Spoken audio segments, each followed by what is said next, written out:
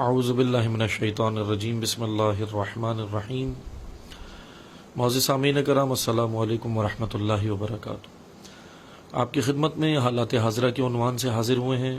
حالات حاضرہ میں آپ کی خدمت میں مختصر تجزیہ بھی کریں گے اور خطے کی بدلتی ہوئی صورتحال کے حوالے سے آپ کو آگاہ بھی کرنا ہے۔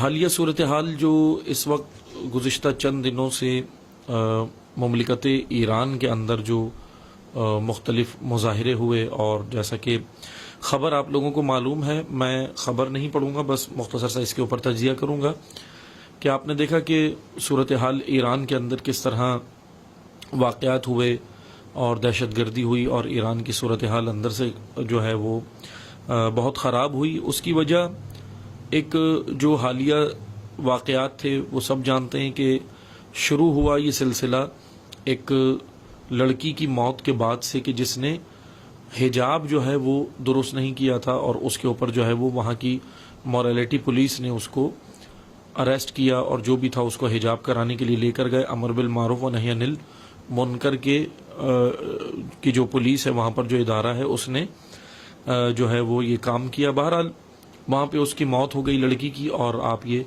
ساری خبر جانتے ہیں، لیکن وہ موت کس طرح ہوئی کہ اور اس کو پیش کس طرح کیا گیا، یہ ایک بڑے اہم معاملات تھے۔ موجودہ صورتحال کے حوالے سے میں گفتگو صرف اتنی مختصر سی کروں گا کہ جتنے بھی اس وقت ادارے ہیں یا جتنے بھی اس وقت عالمی سطح پر جو مثلا لوگ ہیں یا نیوز جو ہے وہ ایران کے حوالے سے حاصل کر رہے ہیں، تمام کے تمام جو نیوز اس وقت لوگوں تک پہنچ رہی ہیں وہ امریکی حمایت یافتہ چینلز کے ذریعے سے پہنچ رہی ہیں، جو ایران کے اندر خود امریکی حمایت یافتہ چینلز ہیں، جیسے ایران انٹرنیشنل کے نام سے ایک چینل ہے، ریڈیو فردا کے نام سے ہے، یا ایران وائر کے نام سے، یہ مختلف چینلز ہیں۔ اس کے ذریعے سے جتنا بھی پیغام لوگوں تک پہنچا ملک سے باہر اور انٹرنیشنل لیول پر جو پہنچا، لوگوں نے اسی کو ہی سچ مان لیا، اور اسی کے اوپر جو ہے وہ سچ مان کے بیٹھ گئے، اور جس کی وجہ سے یہ صورتحال پیش آئی کہ ایران کے حوالے سے پروپیگنڈا جو ہے وہ سختی پکڑ گیا، اور لوگوں نے اس حوالے سے جو ہے وہ یقین کرنا شروع کر دیا کہ شاید ایران کے اندر جو ہے وہ لوگ حکومت کے خلاف جو ہے وہ مظاہرے کر رہے ہیں، یا حالیہ سسٹم کے خلاف جو وہاں پر موجود ولایت فقیہ کا نظام ہے۔ لیکن ظاہر سی بات ہے کہ امریکی حمایت یافتہ چینلز، اسرائیلی حمایت یافتہ چینل سے جو نیوز حاصل کی جاتی ہے وہ جو ہے وہ ایران کے حوالے سے اس کے اندر یقیناً جو ہے وہ جھوٹ پر مبنی ہوتی ہے۔ میں اس سے قبل کہ کچھ ایران کے حوالے سے اور مزید صورتحال آپ کی خدمت میں پیش کروں، پہلے میں آپ کی خدمت میں یہ پیش کروں گا کہ امریکی مداخلت، جیسا کہ رہبر معظم انقلاب اسلامی آیت اللہ خامنئی نے بھی جو خطاب کیا، تو انہوں نے بھی یہی کہا کہ جی یہ صورتحال جو ہے وہ آج کی نہیں ہے، بلکہ یہ صورتحال ایران کے اندر جو ہے وہ مختلف ہیلوں اور بہانوں سے بنائی جاتی ہے۔ کبھی جو ہے وہ مثلا مہنگائی کے حوالے سے، اور کبھی جو ہے وہ دیگر حجاب کے حوالے سے، اور کبھی دیگر صورتحال کے حوالے سے یہ صورتحال بنائی جاتی ہے۔ لیکن اس وقت دنیا کا وہ کوئی بھی ملک ایسا نہیں ہے کہ جہاں پر مہنگائی سے متاثر نہ ہوا ہو، خصوصاً 2020 میں جب کرونا وائرس آیا، کووڈ-19 کے بعد سے تمام ممالک اس سے متاثر ہوئے، تمام کی معیشت کے اوپر اس سے اثر پڑا۔ لیکن ایران کے اندر جب بھی کوئی پروٹیسٹ ہوا ہے، تاریخ ہے یہ، ہسٹری ہے، ایران کے اندر جب بھی کوئی پروٹیسٹ عوام کی جانب سے ہوا یا کسی گروہ کی جانب سے ہوا، اس کو شکل یہ دینے کی ہمیشہ کوشش کی ہے امریکی حمایت یافتہ چینلز نے، اسرائیلی حمایت یافتہ چینلز نے، کہ یہ حکومت کے جو ہے وہ خلاف ہو رہا ہے، یا حکومت سے جو ہے وہ لوگ تنگ آ گئے ہیں یا بدزن ہو گئے، اس کی وجہ سے یہ ہو رہا ہے۔ حالانکہ مسئلہ کچھ اور ہوتا ہے، لیکن اس کو پیش کچھ اور کیا جاتا ہے۔ امریکہ کے بارے میں، امریکہ کی شیطانیاں، امریکہ کیونکہ شیطان بزرگ ہے، امام خمینی نے امریکہ کے حوالے سے یہ کہا تھا کہ یہ شیطان بزرگ ہے، اور امریکہ کی شیطانیاں، امریکہ کی چالیں، وہ کون نہیں جانتا کہ دنیا کے اندر کس طرح جو ہے وہ امریکہ یہ ساری کاروائیاں کر رہا ہے۔ امریکہ کے حوالے سے میں مختصر سا آپ کی خدمت میں کچھ تاریخی حقائق وہ میں پیش کروں گا کہ اس وقت جو حالیہ واقعات ایران کے اندر ہوئے، اس کے اندر بھی ظاہر سی بات ہے بیرونی سازشیں جو ہے وہ موجود تھی، اور جیسا کہ آہستہ آہستہ وقتاً فوقتاً آپ دیکھ رہے ہیں کہ یہ چیزیں کھل رہی ہیں اور بیانات آ رہے ہیں. بہت ساری چیزیں جو ہے وہ کھل کر آ رہی ہیں کہ پیچھے واقعہ ان حالات کو خراب کرنے میں، ایران میں کشیدہ صورتحال پیدا کرنے میں کون لوگ تھے، ان کے پیچھے کون ہیں اور کس کس نے سپورٹ کیا، کیا کیا صورتحال بنی. جب ہم دیکھیں کہ بیرونی صورتحال، بیرونی مداخلت، تو ظاہر سی بات ہے بیرونی مداخلت یقیناً جو ہے وہ ایران کے اندر جو ہے وہ ہوئی ہے، اور نہ کہ صرف اس مرتبہ ہوئی ہے بلکہ کئی مرتبہ ایران کے اندر یہ صورتحال ہوئی ہے.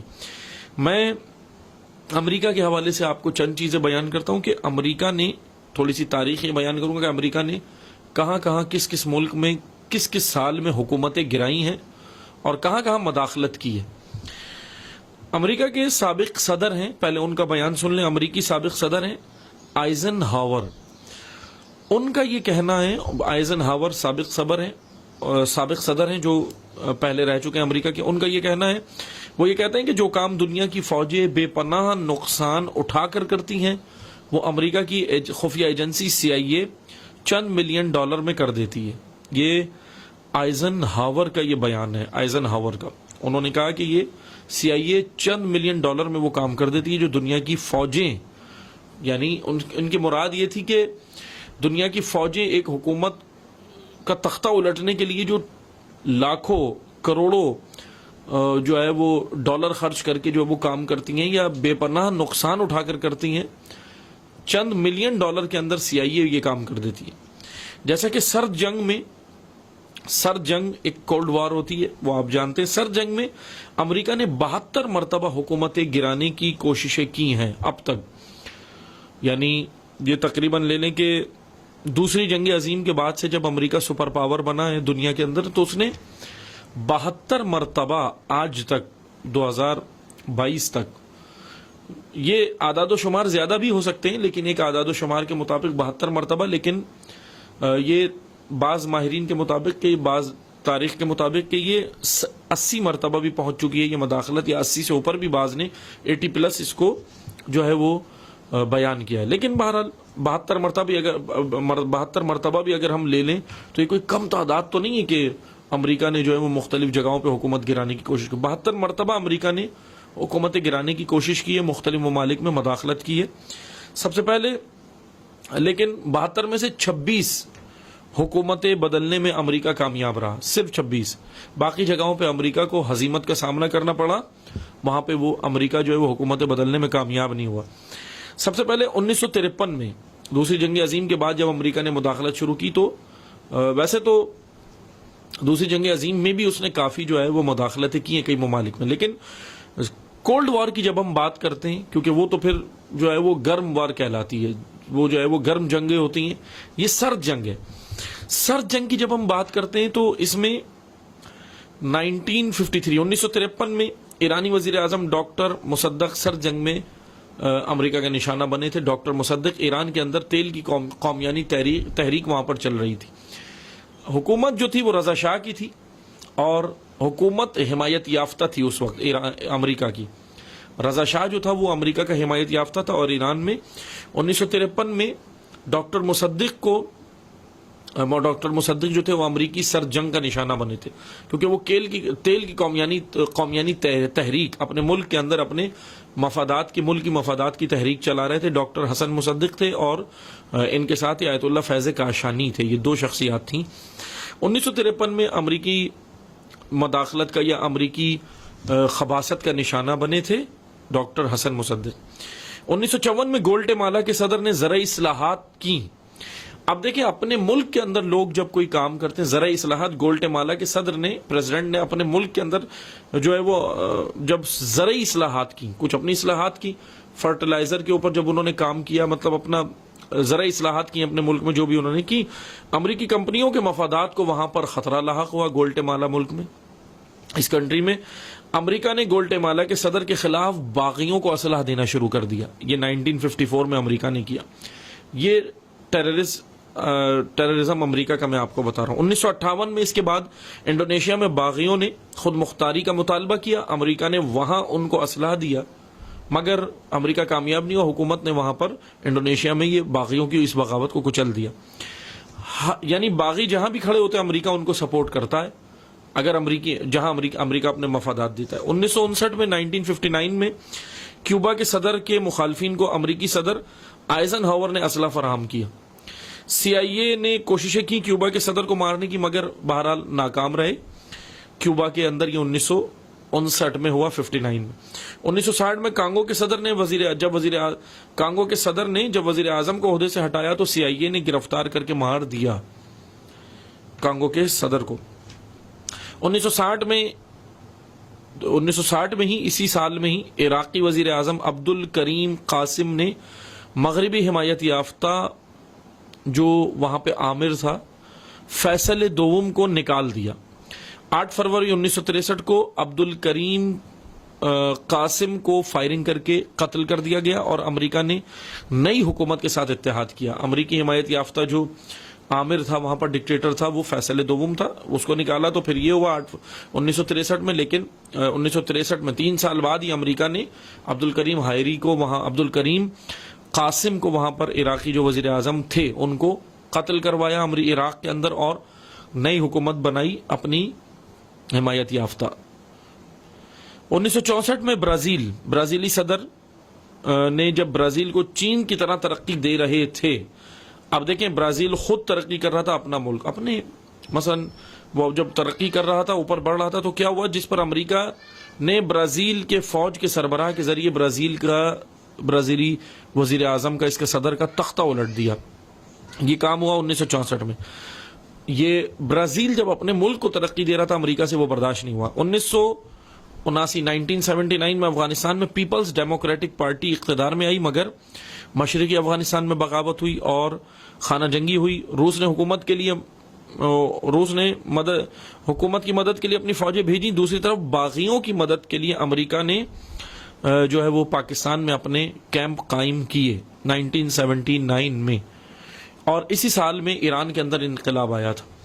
1980 میں ترکی میں بغاوت ہوئی. فوجی بغاوت سے ایک روز پہلے 3000 امریکی فوجی ترکی پہنچے اور حکومت کا تختہ الٹنے میں امریکی مداخلت یہاں پر شامل تھی. 1980 میں کمبوڈیا میں کمبوڈیا کنٹری ہے، امریکہ نے مخالفین کو مدد فراہم کی. اس دوران خانہ جنگی ہوئی ملک کے اندر. کمبوڈیا میں مخالفین کو امریکہ نے سپورٹ کی. اس خانہ جنگی کے اندر 4,60,000 لوگ مارے گئے. ایک بہت بڑی تعداد 1980 میں یہاں انسانوں کی قتل ہوئی. 2001 میں افغانستان کے اندر امریکی مداخلت، امریکہ نے کیا کیا وہ سب جانتے ہیں. 2002 میں عراق کے اندر امریکہ نے کیا کیا، کوئی ڈھکی چھپی بات نہیں ہے، سب جانتے ہیں. 2006 میں فلسطین میں ہونے والے انتخابات میں حماس اور الفتح نے جب کامیابی حاصل کر کے متحدہ حکومت بنائی، ایک مشترکہ حکومت بنائی جس کی سربراہی اسماعیل ہانیہ کر رہے تھے. 2006 میں ہوا کیا، 2007 میں الفتح کے رہنما صدر عباس کو $8.4 کروڑ کی رقم فراہم کی امریکہ نے تاکہ دفاعی صلاحیتیں بڑھائے اور حماس کو دہشت گرد قرار دیا. حماس اور الفتح نے مل کر ایک حکومت بنائی تھی 2006 میں اپنے ملک میں فلسطین میں.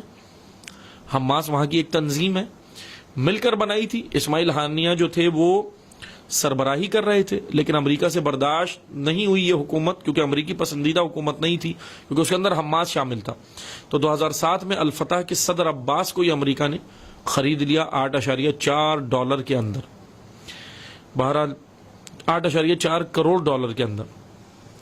2005 میں 2007 میں ایران میں 2 بار امریکہ نے مداخلت کی حجاب کے حوالے سے. یہ آج نہیں ہوا ایران میں، 2005 میں بھی ہوا، 2007 میں بھی ہوا.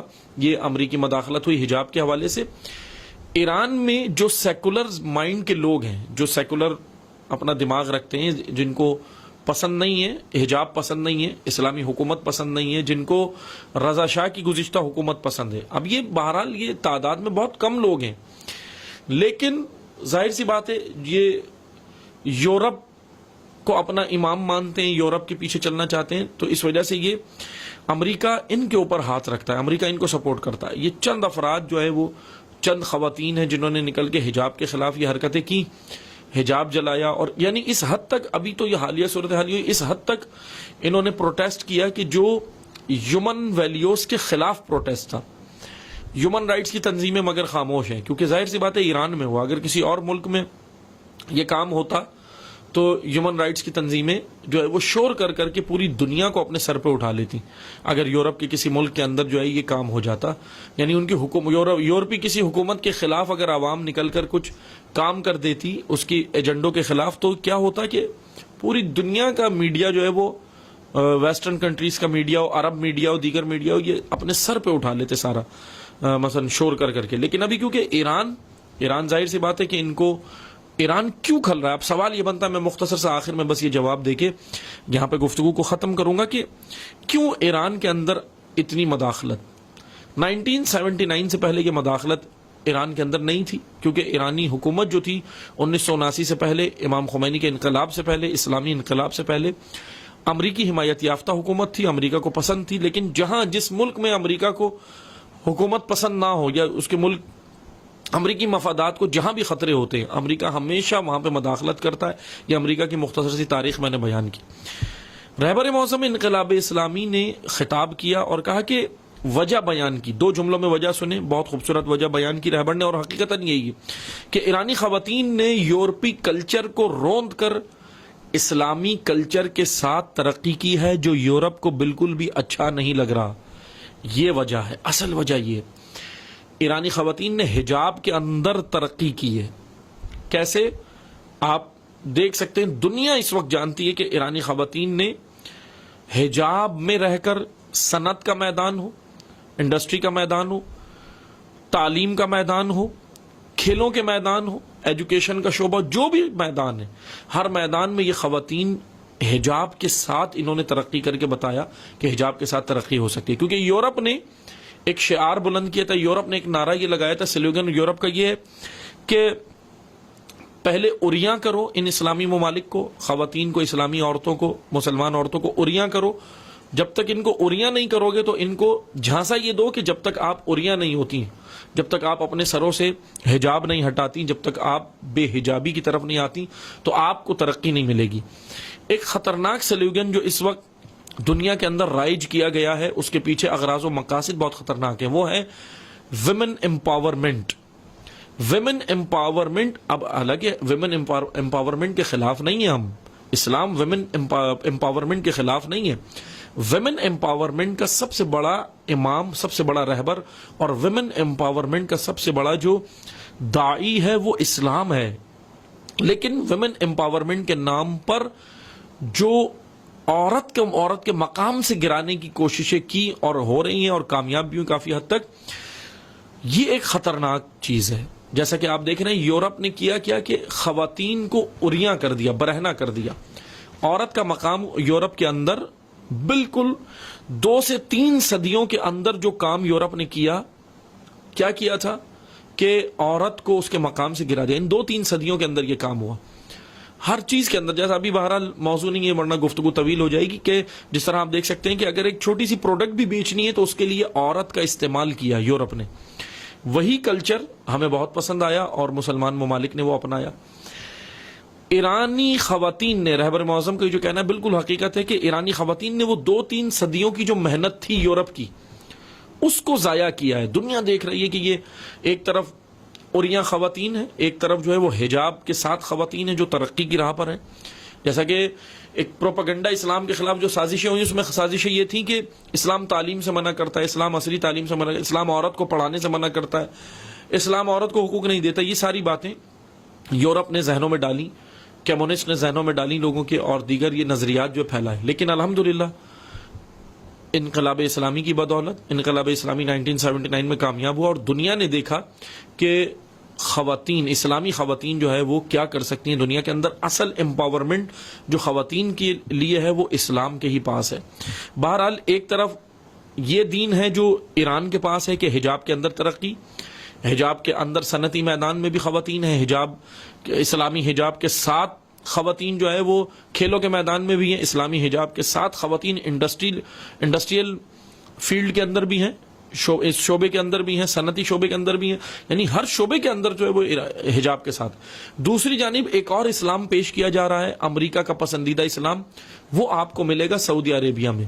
سعودی عربیہ میں اس وقت جو حالیہ خبر ہے وہ یہ ہے کہ سعودیہ میں پول ڈانس آپ لوگ جانتے ہیں پول ڈانس کیا ہوتا ہے. پول ڈانس کے اندر خواتین بہت دلچسپی لے رہی ہیں اور وہاں پہ حکومت نے باقاعدہ اعلان بھی کیا ہے کہ پول ڈانس کے اندر جو وہ باقاعدہ سہولتیں دی ہیں.